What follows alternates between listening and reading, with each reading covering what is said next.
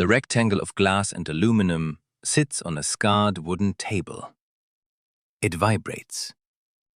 The screen illuminates, casting a cold, brief light across a scatter of tools and a heavy ceramic coffee mug with a chipped handle. A name flashes on the glass. The man standing at the table looks at it. He holds a piece of sandpaper in his right hand. He watches the screen go dark. He does not reach for it. He exhales, shifts his weight, and goes back to sanding the wood. People who witness this, mostly younger people, assume something is wrong. They assume he is angry at the person calling. They assume he is depressed, retreating from society, or sliding into some dark, antisocial phase of middle age. The reality is far less dramatic and significantly more intentional. He is not retreating. He is just done treating other people's impatience as his emergency. He is in his 50s now. He belongs to that specific bridge generation of kids who unlocked empty houses at 3 in the afternoon and learned to navigate the silence before anyone realized silence was a luxury. He is the man who remembers what an unreachable afternoon actually felt like. To understand why he stopped answering, you have to look at what he lived through. This is the generation that grew up tethered to a wall. The telephone was a heavy plastic object bolted in the kitchen, usually with a coiled cord that stretched exactly far enough to offer the illusion of privacy in a hallway. When you left the house, you were gone. Untraceable. Unreachable. If someone wanted you, they had to wait until you crossed the threshold of your home again. The world operated on a natural delay. Then the technology shifted, and he adapted. He always adapted. He bought the pager. He bought the heavy early cellular phones. He bought the flip phones, and eventually the glass rectangles. He learned the systems. He answered the emails at 10 at night, because the corporate culture of the early 2000s decided that availability was a synonym for loyalty. He let the boundaries dissolve, because everyone around him agreed that this was the future, and the future was supposed to be efficient. But sometime in the last decade, the math stopped making sense. The psychological burden of perpetual availability is not something you notice in a single afternoon. It is an accumulation. It is the slow, grinding realization that most rings, most buzzes, most illuminated screens are not life or death. They are someone else's inability to sit with a problem for 5 minutes. They are requests for information that could be found with a simple search. They are minor panics looking for a host. Researchers who study technostress have a specific term for what happens to the human nervous system in an always-on culture. They call it anticipatory stress. The brain never fully drops into a resting state because it is constantly bracing for the next interruption. The physiological response to a phone vibrating is a micro spike of cortisol. It is the body preparing for a demand. For a man who grew up valuing his autonomy, realizing that anyone in the world could trigger his stress response for the price of a text message was a profound violation of terms. So, he changed the terms. He turned off the notifications. He put the device on silent. He started leaving it in the other room. This drives certain people absolutely insane.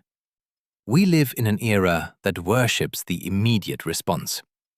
If you text someone and they do not reply within 10 minutes, the modern assumption is that they are either dead or deeply offended. The idea that a person might simply be looking out a window, or fixing a hinge, or sitting in a chair doing absolutely nothing is treated as a cultural heresy. But look at what happens when you remove the obligation of immediate response. The frantic energy drains out of the room. When you study the cognitive capacity of adults in their late 40s and 50s, especially those who grew up reading physical books and building analog skills before grafting digital fluency on top, you find a brain that craves deep, sustained focus. When a complex task is interrupted, cognitive science tells us it takes an average of 23 minutes to return to the original state of flow. Multiply that by 30 notifications a day. The brain is forced to live in a state of permanent fragmentation. His attention was being chopped into fine powder and blown away by group chats and promotional alerts. He did not make a grand speech about it. He did not write a manifesto or announce a digital detox on a social platform.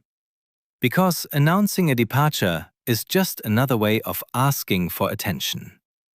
He simply let the calls go to voicemail. The question was never why he stopped answering.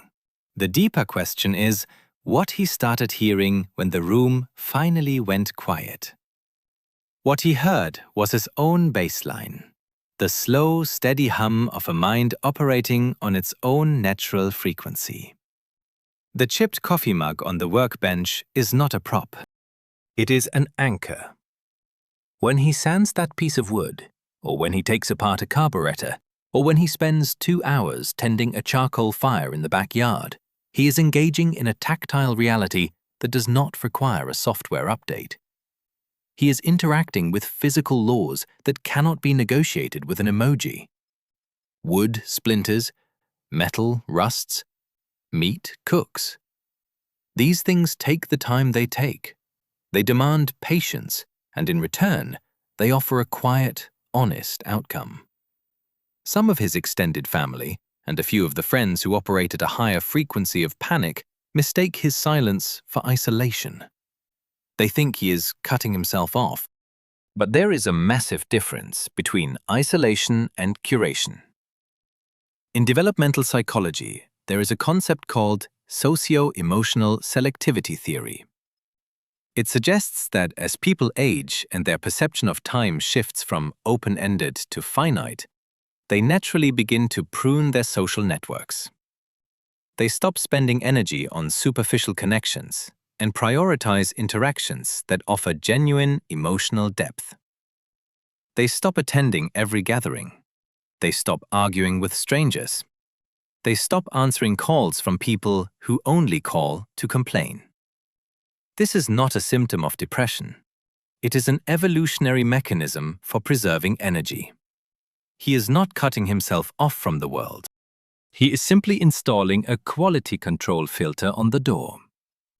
If you look closely at how he treats the people he actually cares about, the narrative of the isolated man falls apart completely. He might not text you back within 4 minutes to tell you his opinion on the news article. But if your car battery dies in the rain on a Sunday morning, he will be in your driveway in 20 minutes with jumper cables, a dry towel, and a thermos of coffee. He trades digital speed for physical reliability. His friendships operate on a different rhythm now. He has a few friends, usually men built from the same analog era, who completely understand the unwritten contract. They do not demand daily updates. They do not require constant digital proof of the friendship. They can go 3 months without speaking, and when they finally meet in a garage or at a diner, the conversation picks up exactly where it left off, with no apologies required for the gap. They live side by side, intersecting when it matters, respecting the quiet when it does not. There is a profound dignity in this arrangement. In a world that constantly demands performance, demanding that you react, comment, share, and validate, simply refusing to perform is an act of quiet rebellion. He looks at the modern archetype of the connected man. The guy sitting at a dinner table, physically present but mentally absent, his eyes darting to the screen every time the table shakes. The man who allows his boss to reach him at 11 on a Friday. The man who is terrified of missing out on a conversation that will not matter by Tuesday. He looks at that version of adulthood and feels exhausted just witnessing it. He chose the alternate path. The ultimate minimalist boundary. He knows there are consequences. He knows he might miss a last-minute invitation. He knows he frustrates people who want him to be as frantic as they are. He is willing to pay that price. Because what he gets in return is ownership of his own mind.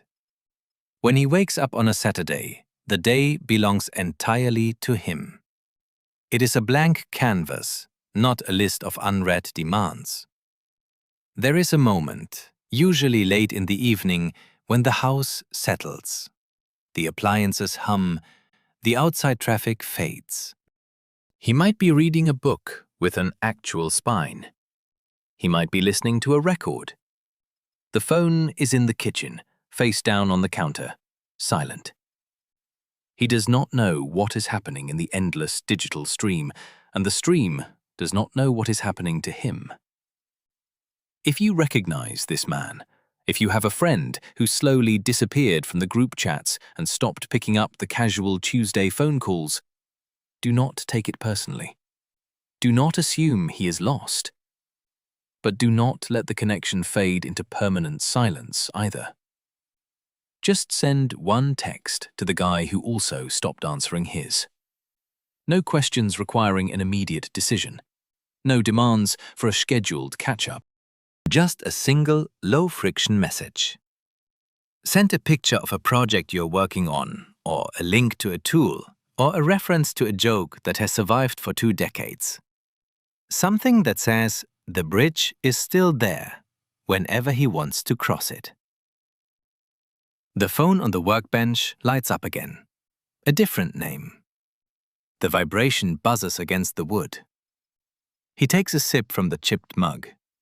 He wipes his hand on a shop towel, turns his back to the screen, and continues working. The peace is earned. And tomorrow is his.